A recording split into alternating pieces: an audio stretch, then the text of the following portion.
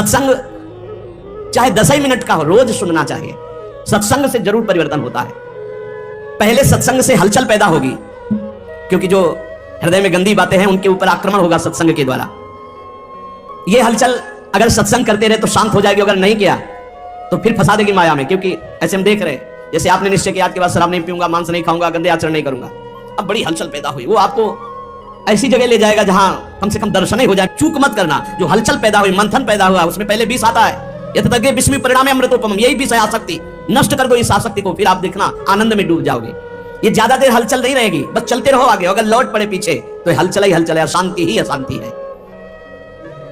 क्या आज तक कोई ऐसा है कि जिसको सत्संग मिला और फर्क ना पड़ा हो? कोई ऐसा नहीं हो सकता। उसके जीवन में कुछ ना कुछ सुधार परिवर्तन जरूर है। जो सत्संगी है जरूर जरूर फर्क पड़ेगा, जरूर पड़ेगा। ऐसा हो नहीं सकता कि चंदन के आसपास के वृक्ष, चाहे वो नीम हो चाहे बबूल, उनमें सुगंध ना आ जाए। ऐसे ही संत संग से जीवन में भागवतिकता ना जाए, ऐसा हो नहीं सकता। या वो संत नहीं है और या आप बहुत बड़े अपराध कर रहे हो वर्तमान में, इसलिए कोई फर्क नहीं पड़ रहा। नहीं तो सत्संग का निश्चित फर्क पड़ता है। ये जो फर्क पड़ता है, इसमें यह नहीं देखा जाता कि सत्संग सुनने से हमारा धन बढ़ा है, सत्संग सुनने से हमारा व्यापार बढ़ा, फर्क पड़ा, इसे ये फर्क नहीं है। यह देखा जाता है सत्संग सुनने से हमारे विकार कितने कम हुए, सत्संग हमें कितनी गंदी बातों से हटाकर सच्चे मार्ग पर, अच्छे मार्ग पर, यह चमत्कार है सत्संग का। ये नहीं कि हम उन साधु से जुड़ गए तो हमारी कामनाओं की पूर्ति हो गई तो बोले बड़ा चमत्कार। इसे चमत्कार नहीं कहते। चमत्कार कहते हैं अनंत जन्मों की वासनायुक्त मन को पलटकर भगवान के मार्ग में लगा देना।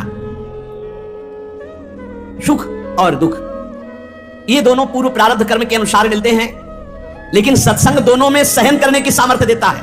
सत्संग का फल समझो, सत्संग का फल दुख मिटाना नहीं है, सुख बढ़ाना नहीं है, सुख दुख दोनों में समान भाव लाना है। सुख दुखे समय कृत्वा लाभा लाभ जया जयो, जो सुख दुख में समान भाव लावे वही सत्संग का भाव। मेरी ऐसी धारणा है कि समस्त पुण्यों का, तीर्थ याटन का, व्रत का, दान का फल है कि परमात्मा में स्थित किसी महात्मा से आपका संबंध हो जाए। पूज्य महापुरुष जिनकी वाणी हो करे, मेरी ऐसी धारणा है कि आपके शुभ कर्म, पुण्य कर्मों का, तीर्थ याटन का, दान पुण्य का, आपकी साधना का फल यह है कि परमात्मा में स्थित किसी महात्मा का संग हो जाए। भगवान की विशेष कृपा का अनुभव महात्मा के संग से ही होता है।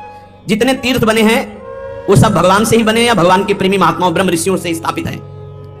भगवान की लीला, भगवान की महिमा, भगवान की महत्ता, माया से मुक्तता, ये केवल संतों के द्वारा जाना जाता है। कैसे माया से मुक्त होना है, भगवान की महिमा क्या है, भगवान की लीला क्या है, भगवान की महत्ता क्या है, ये मेरी धारणा है। मैं अपनी धारणा से कह रहा हूं कि जो भगवान अवतार लेकर कार्य करते हैं उससे कई गुना बढ़कर भगवान के प्रेमी संत जन कार्य कर देते हैं। भगवान तो विनाश लीला भी करते हैं, संत दुष्टता का विनाश करते हैं, दुष्टों का नहीं। बड़ी विशेषता है भगवान और भगवान के भक्तों में। भगवान तो कहते हैं परित्राणाय साधूनां विनाशाय च दुष्कृताम्, दुष्कृत करने वालों का विनाश कर देता हूं। लेकिन संत जन है भगवान से जो प्रेम करते हैं वो दुष्टता का विनाश करके उसे महात्मा बना देते हैं, उसे मारते नहीं है। भगवान की महिमा अगर किसी के हृदय में जागृत हुई तो जरूर संत वचन कान में पड़े हैं। भगवान को बड़ा संतोष होता है जब जीव कभी किसी संत को अपना मान लेता है और भगवान उस पर अपार कृपा करने लगते हैं। ये मेरी धारणा है। संसार का सबसे ज्यादा लाभ भगवान के प्रेमी जनों से होता है। संतों में कोई कमी नहीं रखते, भगवान अपनी संपूर्ण सामर्थ्य विराजमान कर देते हैं। संतों में विशेषता आती है वो श्री भगवान से आती है। संतों की खुद विशेषता नहीं होती, वो श्री भगवान की होती है। इसलिए संत जनों से जगत का बड़ा मंगल होता आया है। भगवान की कृपा से ही संतों का यश होता है और संतों के यश से जगत का मंगल होता है। परंतु वो संत नहीं होते जिनके हृदय में भाव होता है कि मेरे द्वारा जगत मंगल होता है, मेरा नाम हो रहा है, मैं ऐसा करता हूं, मैं ऐसा कर सकता हूं। वह अज्ञानी है, संत नहीं है। जिसमें होता है सब प्रभु की कृपा, ये अंदर की बात है। ये बड़े आदरणीय महापुरुष होते हैं जिनके हृदय में कहीं किंचन मात्र अहम नहीं होता। वो बड़ी से बड़ी महिमा को भी अपने प्रभु की देखते हैं, कहीं अपना अस्तित्व नहीं। यही महात्मा की पहचान है, यही महात्मा की महिमा है, उसकी यही विशेषता है, बड़ा विलक्षण है। आप खुद अनुभव कीजिएगा, जब आपको सच्चे महात्मा का संग मिलेगा तो उनकी बात हथौड़े की तरह चोट करेगी आपके हृदय में और आपका परिवर्तन कर देगी, पक्का पक्का। वाणी का असर उसी का होता है जो सत्य परमात्मा में चित्त जोड़े होता है। आप लोग प्रत्यक्ष अनुभव करना, महात्मा के वचनों का प्रभाव आपका परिवर्तन करके ही रहेगा। लाखों की तादाद में सुधरते हुए देखा गया उस सत्संग से जो स्वयं संत है, जो स्वयं अपना चित्त भगवान में रखे हुए। देखो एक चर्चा होती है, उद्देश्य उसका, कहने को हम कुछ भी कह सकते हैं।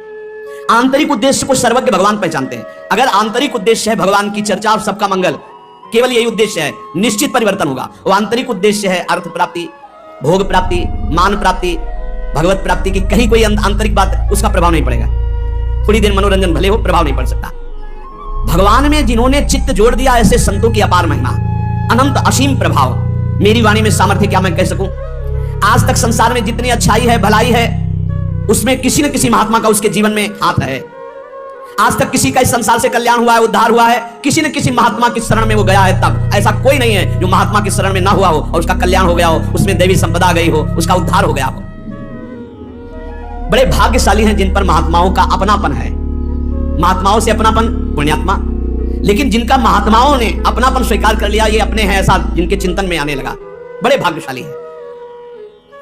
भगवान जब विशेष कृपा करते हैं तब महात्माओं के हृदय में प्रियता पैदा कर देते हैं सामने वाले के प्रति। नहीं तो निरपेक्ष महात्माओं के हृदय में कैसे आ सकता है कि अपना है।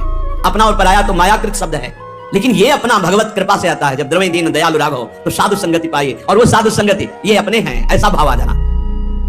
संसार नाश की तरफ ले जा रहा है, संसार में महात्मा कल्याण की तरफ ले जा रहे हैं। बड़ा अंतर है। संसार प्रतिपल नाश की तरफ ले जा रहा है, महात्मा प्रतिपल कल्याण की तरफ। ये भगवान एक नंबर कृपा करिए है। जिनके ऊपर एक नंबर की कृपा है वो कल्याण की तरफ बढ़ रहे हैं। दुनिया मात्र अगर महात्मा का संग मिल जाए तो सबका कल्याण हो जाए। राम सिंधु घन सज्जन धीरा, चंदन तरु हरिसंत समीरा। भगवान आनंद समुद्र है तो उस आनंद समुद्र की वर्षा करने वाले महात्मा जन है। हर शास्त्र से, अपनी तपस्या से, भजन से उस आनंद के शब्दों को घसीटा और बरसा दिया सत्संग के द्वारा। भगवान चंदन का वृक्ष है तो संत वायु हैं, उस सुगंध को फैलाने वाले हैं। जितना लाभ संतों से होता है उतना और किसी से नहीं होता। मतलब समुद्र भी उतना लाभ सबको नहीं दे सकता जितना वर्षा से होता है, क्योंकि समुद्र के पास जाना पड़ेगा, वर्षा तो फैलकर सब जगह होती है। ऐसे संत चलते फिरते तीर्थ है। भगवान आनंद समुद्र है तो आनंद समुद्र तक पहुंचना बड़ा कठिन, तो उस आनंद समुद्र की हर आनंदमयी बात लेकर संत जन प्रवचन के द्वारा, सत्संग के द्वारा संसार को भिगोते रहते हैं भगवत रस में, भगवत आनंद में। आनंद की बाढ़ अगर कहीं आई है तो सत्संगी के हृदय में ही आई है। भगवान के प्रेमी भक्त अगर कोई बने हैं तो संत कृपा से बने हैं। इसलिए अगर किसी को सत्संग प्राप्त हो गया है तो उसे छोड़ना नहीं। ये दुर्लभ वस्तु है। सुतदारा धन लक्ष्मी पापियों के घर होए, संत समागम हरि कथा तुलसी दुर्लभ दुर्। महासंगस तो दुर्लभ हो। भगवान का पूजन करना, भगवान का भजन करना, भगवान का चिंतन करना आज तक किसी के जीवन में आया है तो संत संग से आया है। हम तो ये देख पा रहे हैं कि भगवान से भी अधिक कृपा महात्माओं की जोरदार होती है, क्योंकि भगवान सबके हृदय में रहते हुए भी दुर्गति बंद नहीं हो रही, और संत का सानिध्य में प्रकट में मिल गया तो दुर्गति वहीं से रुक जाएगी। बिल्कुल सच्ची बात। हमारा सबसे बड़ा लाभ का केंद्र संत महात्मा है। विश्व का आज तक जो लाभ हुआ वो संतों से हुआ है। लीला देखने में, लीला सुनने में हमारे हृदय में तभी प्रीति होगी जब प्रेमी महात्मा गायन करेगा। खास बात है, जो भगवान से प्रीति करते हैं वो जब चर्चा करते हैं तो एक विशेष आनंद होता है। भगवान के प्यारे भक्त साक्षात परम पावन तीर्थ स्वरूप होते हैं। उनके दर्शन स्पर्श मात्र से पाप नष्ट होते हैं। भगवान उनके हृदय में विराजमान रहते हैं। बड़े बड़े तीर्थों का स्नान करना, वहां जाकर संयम नियम पूर्वक जैसी महिमा है वैसा निर्वाह करना, तब कहीं आगे चलकर फल मिलता है। लेकिन सत्संग का तो तत्काल फल मिलता है, तत्काल फल मिलता है। जीव का परिवर्तन होना शुरू हो जाता है। इसलिए मोरे मन प्रभु विश्वासा, राम ते अधिक राम कर दासा। भगवान से अधिक भगवान के दास की महिमा है, निश्चित विश्वास कीजिए। भगवान के दास की महिमा ऐसी है कि उसको भगवान चाहे बाद में मिले, लेकिन भगवान के दास का दासत्व जो ले ले उसको पहले भगवान मिलते हैं। ये खास बात है। दास दासोहम में एक खास बात है। भगवान के दास का आश्रय ले लिया तो उसको भगवान बाद में दुलार करेंगे, पहले दास के दास का दुलार करेंगे।